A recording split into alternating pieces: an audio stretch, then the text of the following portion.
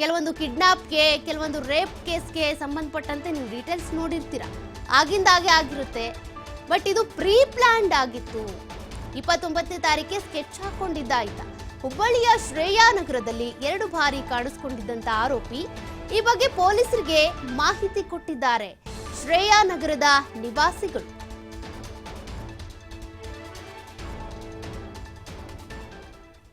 ಎರಡೆರಡು ಬಾರಿ ಈತ ಅಲ್ಲಿ ಕಾಣಿಸ್ಕೊಂಡಿದ್ದ ಅನ್ನೋದ್ರ ಬಗ್ಗೆ ಅಲ್ಲಿನ ಸ್ಥಳೀಯರೇ ಮಾಹಿತಿ ಕೊಟ್ಟಿದ್ದಾರಂತೆ.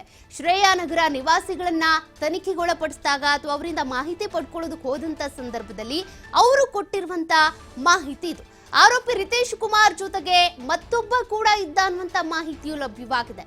ಮಾರ್ಚ್ 29ನೇ ತಾರೀಕು ಮಧ್ಯಾಹ್ನ ಮಕ್ಕಳು ಆಡ್ತಾ ಇರೋದನ್ನ ಈತ ನೋಡಿದ್ದಂತೆ. ಅನುಮಾನಾಸ್ಪದವಾಗಿ ಕಂಡಿದ್ರಿಂದ ಶ್ರೇಯಾನಗರದ ನಿವಾಸಿಗಳು ಪ್ರಶ್ನೆ ಮಾಡಿದ್ದಾರೆ, ನೀನ್ ಯಾರು, ಯಾತಕ್ಕಾಗಿ ಇಲ್ಲಿ ಬಂದಿದ್ಯಾ, ನಿಂದೇನ್ ಕೆಲಸ ಅಂತ. ನನಗೆ ಕೆಲಸ ಬೇಕು ಅಂತ ಹಿಂದಿಯಲ್ಲಿ ಉತ್ತರ ಕೊಟ್ಟಿದ್ದಂತೆ. ಅಂದ್ರೆ 2 ಬಾರಿ ಆತ ಅಲ್ಲಿಗೆ ಭೇಟಿ ಕೊಟ್ಟಿದ್ದ, ಮಕ್ಕಳು ಆಟ ಆಡ್ತಾ ಇರೋದನ್ನ, ಮಕ್ಕಳ ಚಲನವಲನಗಳನ್ನ ಗಮನಿಸಿದ್ದ. ಈ ಬಾಲಕಿಯ ಬಗ್ಗೆ ಮೊದಲೇ ತಿಳ್ಕೊಂಡಿದ್ದ ಆತ. ಇಲ್ಲಿ ಆಟ ಆಡೋದಕ್ಕೆ ಬರುತ್ತೆ ಮಗು, ಈ ಮಗುವನ್ನ ಅಪಹರಣ ಮಾಡ್ಕೊಂಡು ಹೋಗ್ಬೇಕು ಅಂತ ಆಗ್ಲೇ ಸ್ಕೆಚ್ ಹಾಕಿದ್ದ. ಅಲ್ಲಿ ಅವ್ರು ಕೇಳಿದ್ದಾರೆ ಸ್ಥಳೀಯರು, ನೀನ್ ಯಾರಪ್ಪ, ಇಲ್ಲಿಗೆ ಯಾಕೆ ಬಂದಿದ್ಯಾ, ನಿನ್ ಬಗ್ಗೆ ಡೌಟ್ ಬರ್ತಾ ಇದೆ ಅಂತ. ಆಗ ಹಿಂದಿಯಲ್ಲಿ ಮಾತನಾಡಿ ನಂಗೆ ಕೆಲಸ ಬೇಕು ಅಂತ ಉತ್ತರ ಕೊಟ್ಟು ಎಸ್ಕೇಪ್ ಆಗಿದ್ದಂತೆ. ಅಪರಾಧ ಕೃತ್ಯ ತಡೆಯೋದಕ್ಕೆ ಈ ಹಿಂದೆ ಜಾಗೃತಿ ಮೂಡಿಸಿದ್ರು ಪೊಲೀಸರು. ಹೀಗಾಗಿ ಏರಿಯಾದಲ್ಲಿ ನಿಗಾ ಇಟ್ಟಿದ್ದಂತ ಶ್ರೇಯಾನಗರ ನಿವಾಸಿಗಳು ಪೊಲೀಸರ ಹಿಂದೆ ಅಪರಾಧ ಕೃತ್ಯಗಳನ್ನ ತಡಿಬೇಕು ಅನ್ನುವಂತ ಕಾರಣಕ್ಕೆ ಒಂದು ಜಾಗೃತಿ ಕಾರ್ಯಕ್ರಮ ಹಮ್ಮಿಕೊಂಡಿದ್ರು. ಅದರಿಂದ ಅಲ್ಲಿನ ಶ್ರೇಯಾನಗರ ನಿವಾಸಿಗಳು ಎಚ್ಚೆತ್ಕೊಂಡಿದ್ರು. ಹಾಗಾಗಿನೇ ಅನುಮಾನಾಸ್ಪದ ವ್ಯಕ್ತಿ ಕಂಡ ತಕ್ಷಣ ಅವ್ರು ಪ್ರಶ್ನೆ ಮಾಡಿದ್ದಾರೆ, ಏನು ಕೆಟ್ಟ ಘಟನೆ ಆಗಬಾರ್ದು ಅಂತ. ಬಟ್ ಬಹಳ ದೊಡ್ಡ ಕೆಟ್ಟ ಘಟನೆನೇ ನಡೆದು ಹೋಯ್ತು. ಮಾರ್ಚ್ 29ನೇ ತಾರೀಕು ಆರೋಪಿಯ ಫೋಟೋ ತೆಗೆದುಕೊಂಡಿದ್ರು ಸ್ಥಳೀಯರು. ಆತನ ಬಗ್ಗೆ ಅನುಮಾನ ಬಂದಿದ್ರಿಂದ ಸ್ಥಳೀಯರು ಒಂದು ಫೋಟೋವನ್ನು ಕೂಡ ತೆಗೆದುಕೊಂಡಿದ್ರು. ಎಷ್ಟೇ ಎಚ್ಚೆತ್ಕೊಂಡ್ರು ಕೂಡ ಇಂತಹ ಒಂದು ಘಟನೆ ನಡೆದು ಹೋಗಿದೆ. ಅಂದ್ರೆ ನೋಡಿ, ಆತ ಪ್ಲಾನ್ ಮಾಡ್ಕೊಂಡು ಬಂದು ಆ ಮಗುವನ್ನ ಕಿಡ್ನಾಪ್ ಮಾಡ್ಕೊಂಡು ಹೋಗ್ಬೇಕು, ಅತ್ಯಾಚಾರ ಮಾಡ್ಬೇಕು ಅಂತ ಇಷ್ಟೆಲ್ಲ ಮಾಡಿದ್ದ. ಅಂದ್ರೆ ಈತ ಏನು ಮಾನಸಿಕ ಅಸ್ವಸ್ಥ ಅಲ್ಲ, ಬಂದ ತಕ್ಷಣ ಈ ರೀತಿ ಕೃತ್ಯ ಎಸಗಿದ್ದ ಅಥವಾ ಗಾಂಜಾ ನಶೆಲಿದ್ದ, ಕುಡ್ಕೊಂಡಿದ್ದ, ಇದ್ಯಾವುದೂ ಅಲ್ಲ.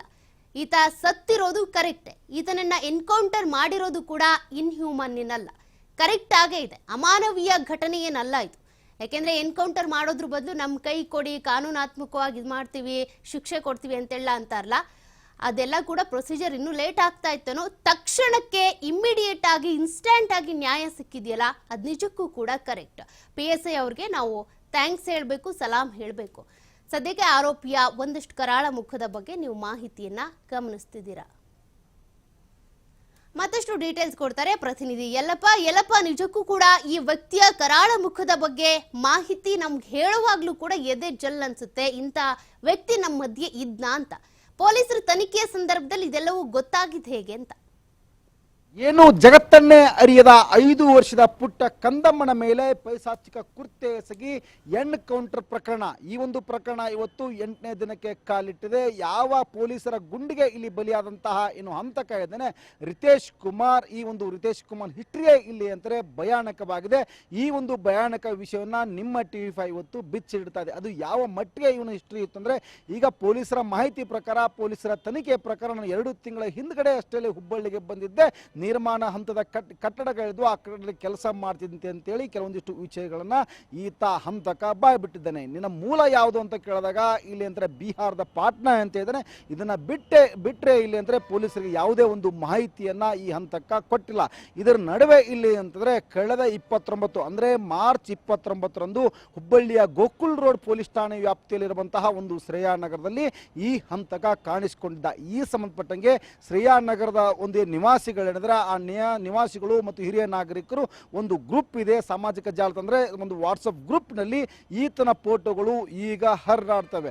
ಅದು ಯಾವ ಮಟ್ಟಿಗೆ ಅಂತಾರೆ, ಹುಬ್ಬಳ್ಳಿಯ ಗೋಕುಲ್ ರೋಡ್ ಪೊಲೀಸರು ಕೆಲವು ದಿನಗಳ ಹಿಂದ್ಗಡೆ ಅಷ್ಟೇ ಹುಬ್ಬಳ್ಳಿಯಲ್ಲಿ ಅಪರಾಧಗಳನ್ನ ತಡಿಬೇಕು ಅಂತೇಳಿ ಮತ್ತು ಯಾವುದಾದ್ರು ಅನುಮಾನಾಸ್ಪದ ವ್ಯಕ್ತಿಗಳು ಕಂಡು ಬಂದ್ರೆ ನಮಗೆ ಮಾಹಿತಿಯನ್ನ ನೀಡಿ ಅಂತೇಳಿ ಕೆಲವು ದಿನಗಳ ಹಿಂದ್ಗಡೆ ಅಷ್ಟೇ ಹುಬ್ಬಳ್ಳಿಯ ಗೋಕುಲ್ ರೋಡ್ ಪೊಲೀಸರು ಇದೇ ಒಂದು ಶ್ರೇಯಾನಗರದಲ್ಲಿ ಅಲ್ಲಿನ ಸ್ಥಳೀಯ ನಿವಾಸಿಗಳನ್ನ ಕುರಿತು ಇಲ್ಲಿ ಅಂದ್ರೆ ಒಂದು ಸಭೆ ನಡೆಸ್ತಾರೆ. ನಡೆಸ್ತಾರೆ. ಒಂದು ಸಭೆಯನ್ನು ನಡೆಸುವ ಮುಖಾಂತರ ಅವರಿಗೆ ಒಂದು ಆತ್ಮಸ್ಥೈರ್ಯ ತುಂಬುವಂಥ ಕೆಲಸವನ್ನು ಗೋಕುಲ್ ರೋಡ್ ಪೊಲೀಸರು ಮಾಡ್ತಿದ್ದಾರೆ. ಅದೇ ಒಂದು ಗ್ರೂಪ್ ಏನಿತ್ತು ಅವಾಗ ಗೋಕುಲ್ ರೋಡ್ ಪೊಲೀಸರು ಒಂದು ಗ್ರೂಪನ್ನು ಮಾಡಿದ್ರು. ಅದೇ ಒಂದು ಸಾಮಾಜಿಕ ಜಾಲತಾಣ ಹೊಂದಿರುವಂತಹ ಗ್ರೂಪ್ನಲ್ಲಿ ಈಗ ಆ ಫೋಟೋಗಳು ಹರಿದಾಡ್ತವೆ. ಆ ಫೋಟೋಗಳ ಜೊತೆಗೆ ಇಲ್ಲಿ ಅಂತಾರೆ ಕೆಲವೊಂದಿಷ್ಟು ಕಮೆಂಟ್ಗಳು ಬಂದಿವೆ. ಅದು ಏನು ಅಂತ ನೋಡಿದಾಗ ಇಲ್ಲಿ ಅಂದರೆ ಕಳೆದ 29ರಂದು ಅಂದರೆ ಮಾರ್ಚ್ 29ರಂದು ಈತ ನಮ್ಮ ಶ್ರೇಯಾನಗರಕ್ಕೆ ಬಂದಿದ್ದ. ಶ್ರೇಯಾನಗರದಲ್ಲಿ ಯಾವಾಗ ಇಲ್ಲಿ ಏನು ಮನೆ ಇತ್ತು ಆ ಮನೆಯ ಕಂಪೌಂಡ್ನಲ್ಲಿ ಕೆಲವೊಂದಿಷ್ಟು ಮಕ್ಕಳು ಇಲ್ಲಿ ಅಂತಾರೆ ಆಟ ಆಡ್ತಾ ಇದ್ವು. ಆ ಆಟ ಆಡುವಂತಹ ಸಮಯದಲ್ಲಿ ಮಕ್ಕಳನ್ನ ಈತ ನೋಡಿದಂತಹ ಸಮಯದಲ್ಲಿ ನಾವು ಅವನ್ನ ಪ್ರಶ್ನೆ ಮಾಡಿದ್ವಿ, ನೀ ಯಾಕೆ ಬಂದಿದೆಯಾ ಇಲ್ಲಿ ಅಂತ ನಾವು ಅವನ್ನ ಪ್ರಶ್ನೆ ಮಾಡಿದಾಗ ನನಗೆ ಕೆಲಸ ಬೇಕಾಗಿತ್ತು, ಕೆಲಸ ಕೊಡಿ ಅಂತೇಳಿ ಇಲ್ಲಿ ನಮ್ಮನ್ನ ಕೇಳಿದ. ನಮಗೆ ಇಲ್ಲಿ ಯಾವುದೇ ರೀತಿಯಾದಂತಹ ನೀ ಮಾಡುವಂತಹ ಕೆಲಸ ನಮ್ಮಲ್ಲಿಲ್ಲ, ಇಲ್ಲೇ ಪಕ್ಕದಲ್ಲಿ ಇಂಡಸ್ಟ್ರಿಯಲ್ ಏರಿಯಾ ಇದೆ, ನೀನು ಅಲ್ಲಿ ಹೋಗಿ ಕೆಲಸ ಕೇಳು ಅಂತೇಳಿ ನಾವು ಅವ್ರನ್ನ ಹೇಳಿ ಕಳಿಸಿದ್ದೇವೆ ಅಂತೇಳಿ ಈ ರೀತಿಯಾದಂತಹ ಒಂದು ಏನು ಫೋಟೋಗಳೇನೋ ವೈರಲ್ ಆಗ್ತಿದ್ವಿ. ಆ ಫೋಟೋಗಳಿಗೆ ಕೆಲವೊಂದಿಷ್ಟು ಕಮೆಂಟ್ಗಳು ಈಗ ಬರ್ತವೆ.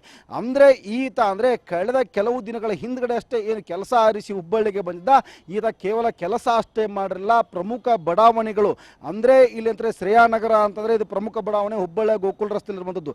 ಈ ರೀತಿಯಾಗಿ ಮೊನ್ನೆ ಘಟನೆ ಯಾವಾಗ ನಡೀತು ಆ ಘಟನೆ ನಡೆದಂಥದ್ದು ಸಹ ಇಲ್ಲಿ ಅಂದರೆ ಅಧ್ಯಾಪಕ ನಗರ, ಅದು ಇಲ್ಲಿ ಅಂದರೆ ಪ್ರತಿಷ್ಠಿತ ವ್ಯಕ್ತಿಗಳು ಇಲ್ಲಿ ಅಂತಂದರೆ ನಿವಾಸಿಗಳಿರುವಂತಹ ಏರಿಯಾ.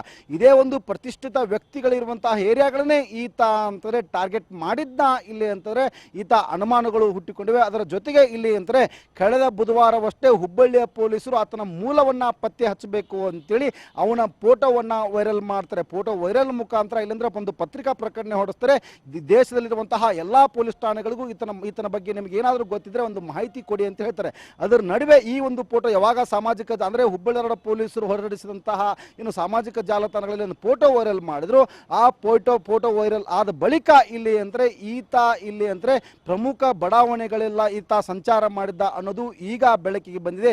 ಹೀಗಾದರೆ ಅಂತಂದರೆ ಒಂದು ಕಡೆ ಹುಬ್ಬಳ್ಳಿ ಧಾರವಾಡ ಪೊಲೀಸರು ಸಾಕಷ್ಟು ಅನುಮಾನ ಇತ್ತು, ಕೇವಲ ಈತ ಸೈಕೋಪಾತ್ ಅಷ್ಟೇ ಆಗಿದ್ದ. ಸೈಕೋಪಾತ್ರ ಜೊತೆಗೆ ಇಲ್ಲಿ ಅಂತಂದರೆ ಈ ಹಿಂದ್ಗಡೆ ಯಾವಾಗ ಇಲ್ಲಿ ಅಂತಂದರೆ ರಾಷ್ಟ್ರೀಯ ಹೆದ್ದಾರಿಯ ಪಕ್ಕದಲ್ಲಿರುವಂತಹ ನಗರಗಳನ್ನೇ ಈತ ಅಂದರೆ ಬರ್ತಿದ್ದ, ಬಂದು ಅಲ್ಲಿ ತನ್ನ ಕೆಲಸವನ್ನು ಮುಗಿಸಿ ಪರಾರಿ ಆಗ್ತಿದ್ದ. ಅದೇ ರೀತಿಯಾಗಿ ಇಂತಹ ಕೃತ್ಯಗಳನ್ನ ಬೇರೆ ಬೇರೆ ರಾಜ್ಯಗಳಲ್ಲೂ ಮಾಡಿರಬಹುದು ಅಂತೇಳಿ ಅನುಮಾನ ವ್ಯಕ್ತವಾಗಿತ್ತು.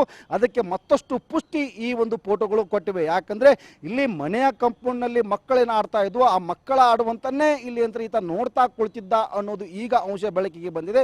ಹೀಗಾಗಿ ಅದನ್ನು ಆಧರಿಸಿ ಈ ಹುಬ್ಬಳ್ಳಿ ಧಾರವಾಡ ಪೊಲೀಸರು ಮತ್ತಷ್ಟು ತನಿಖೆಯನ್ನು ಚುರುಕುಗೊಳಿಸಿದ್ದಾರೆ.